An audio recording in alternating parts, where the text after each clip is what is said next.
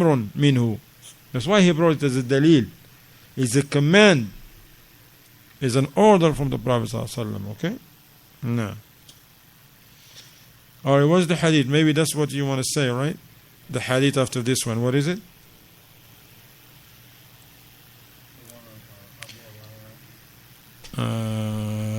Before that. Before the one. Before Abu Hurairah. Which one? It was another hadith. Which one of Abu Hurairah? Let's hear the one that Abu Hurairah narrated. Nah. Except? Nah. Yeah, you're right about that, but there is another one. You didn't write one before this one? What was that? نعم أحسنت. From Sahih Muslim. أحسنت. لتأخذوا عني مناسككم. لتأخذوا مناسككم. That the rites of Hajj, R-I-T-E-S, taken from the Prophet ﷺ. That's the second hadith in Sahih Muslim. And then we have the third hadith that the brother mentioned, the hadith of Abu Hurairah that is in Sahih al-Bukhari, that the Prophet ﷺ says, كل أمتي يدخلون الجنة إلا من أبى. All of my ummah will enter al-Jannah except what? The one who refuses. Now,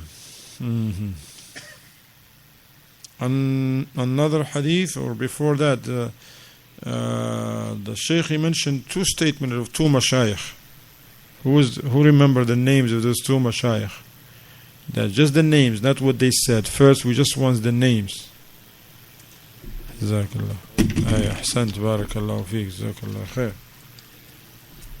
Who just remember the names, because after this hadith, the Shaykh mentioned two names. Now, Al-Irbad, la. That's, see, you're ahead one step. We'll get to that after you give me two names. It's two names of two mashayikh that they said something. Now, huh? Al-Hafid ibn Hibban. That's one of them. But before him, he mentioned who? Naam. Al-Hafid ibn Hajar al-Asqalani. What Al-Hafid ibn Hajar said? Somebody can summarize what Imam Al-Hafid Naam ibn? He said that the Muslims here, those who refuse, they went into the Jannah with the first of the belief. Ahsant. He said, if it's a Muslim, if this applies on a Muslim, then it means that they will be prevented from entering the Jannah with the first people who enter Al-Jannah, unless if Allah wills for them to enter. But if it's a kafir, will not enter Jannah, period. The kafir does not enter Jannah. What Ibn Hibban says. Ibn Hibban said something very important as well. What did he say? Naam.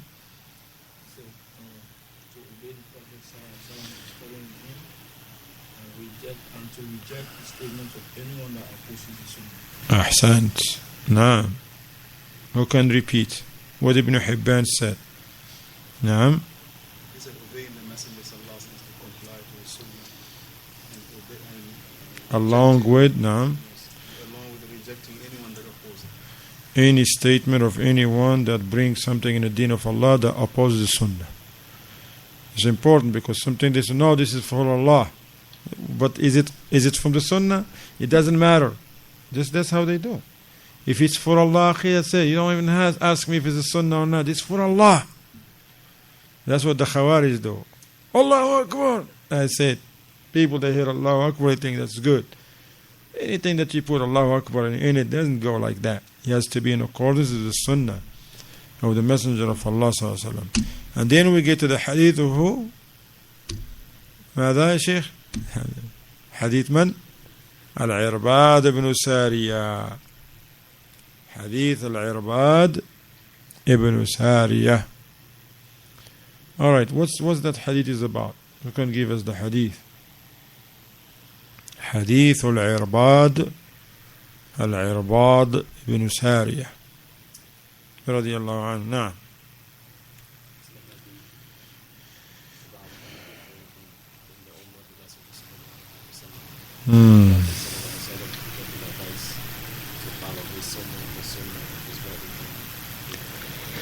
No.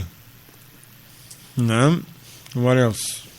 نعم. The hadith started by everybody sorry and say that the Messenger sallallahu alaihi wasallam gave us an admonition that was And make our hearts yes, that tremble. makes our heart tremble. And he say, in our eyes shedding tears. Mm-hmm. We say, Ya Rasulullah, as if it is The farewell admonition. So advise us. What the Prophet ﷺ advised them with what? نعم. When they say advise us, what he says? Get more money. You never know what's going to happen after me. That's what the Prophet ﷺ says. He says get weapons and pile up in the dunya. What he says? Huh? لا. What the Prophet ﷺ says? لا. لا. نعم. لا لا لا لا لا لا نعم لا لا لا لا. You don't eat the pie from the middle of it, man. You gotta get to that. So now you're giving me the middle and the end of the hadith. Give me the first thing the Prophet ﷺ advised. Huh? What the Prophet ﷺ advised them? نعم. أحسنت. أوصيكم بتقوى الله. That's the first thing he advised. Taqwa of Allah. And then after that, what is it? After taqwa of Allah, what? أحسنت والسمع والطاعة. And obey the Muslim ruler. Even if it's what? Even if it's Abd. In a narration it says from Abyssinia, even if it's a slave. And then the Prophet says, those who will live amongst you after me shall see nothing but sunnah. Alright? Shall see what? Many differences. Why? Because the ulama, they mention many people enter into Islam, they don't know what Islam is, and many people who wants to destroy Islam from within, the hypocrites, they take shahadatain and they start bringing innovations and kufr. He says you shall see a lot of difference. People, they're not going to be the same like now you're with me. Okay? But what he said to them, what is the cure and the remedy he gave? Naam. That's where it comes. He said, hold on. If you see these differences, hold on to the sunnah. So we don't just say, oh, I don't know, man, I'm just going to be with the people. These are my people, I'm going to be with them. SubhanAllah, these are the majority, man. They can't be wrong. Look at his tweet. Yusuf Istes has to be right, man. 2 million plus. Kind of follow Farid Abdullah, man. He got like 300 tweets, man. If he has Twitter, I don't know if he has one. I don't think so. Alright? So that's what they do. They just, some people, they look at like Zakir Naik. This guy is famous, man. Mufti Mink. No Mufti Mink. He's famous guy all over, man. Tell me, Musa Richardson, who is this Hassan Somali? Or Malik or Hassan? Who are these guys? You see? When people, they're just gonna like follow fame. Who's famous, they're with him. You gotta follow the Sunnah, ya akhi. See the one who is the Sunnah, who's ascribed to the Sunnah, who adhere to the Sunnah, who speaks the Sunnah, stops where the Sunnah stops him. Don't just keep running his mouth because people are falling into it. He feels the lecture. Oh man, I gotta keep the momentum. Keep your mouth shut and speak only when you have something right to say. If they boo you and throw you with tomatoes, just be quiet. But some people, they don't. They just want to entertain the people. They want to make a name for themselves. And they want to make a name for themselves, so they're going to go and entertain. Because what most people, they want entertainment. You start talking to them about principles, tawheed, shirk, that's boring. That's why you see that the ulama, not just students of knowledge, when they give talks of tawheed, a few people attend. Sheikh bin Baz in his life, he goes somewhere, maybe a couple hundreds people attend. Talking about tawheed. This is heavy. It's not easy. Arifi comes, or Qarni, Aid, or whatever, Awadi, whatever their name, thousands. A whole soccer stadium is filled, 40, 50,000 plus, because they entertain them.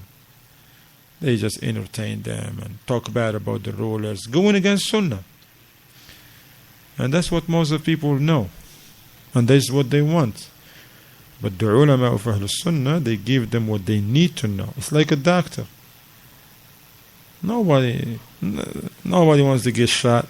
He gets shot from a doctor, gets some, terrible tasting medicine, or even, they don't want that. If they go to a doctor and tell them, nothing wrong with you, man, go home. Oh, that's a good doctor. Right or wrong? Kids. You go to the dentist and the doctor says, nothing wrong, but I have pain. Nah, that's just mental. Just go home. Eat some candies, you'll be okay.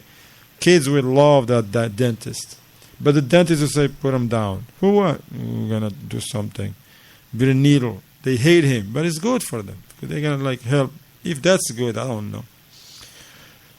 Likewise, people, they just want somebody who entertain them. Don't teach them anything. Don't tell them this is right, this is wrong. Just stay the way you are. Allah Ghafur Rahim. Just give us your money. It's okay. Mortgage, it's okay. You're in America. Why is it okay in America and not okay in Saudi and Egypt? Why? You see? Ikhtilat. It's okay, mashallah. Nobody's perfect. They don't tell them, no, ikhtilat is haram. Do something about it. Nobody is perfect.